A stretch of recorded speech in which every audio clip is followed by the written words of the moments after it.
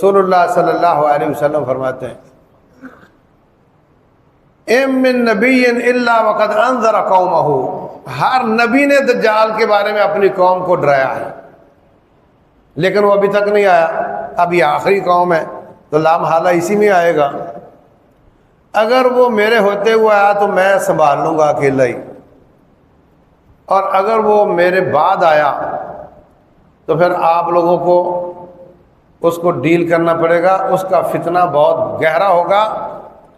اگر کسی کے پاس نہ آئے اور اس کو پتہ چلے کہ کہیں آیا ہوا ہے تو وہ اس کے پاس مت جائے۔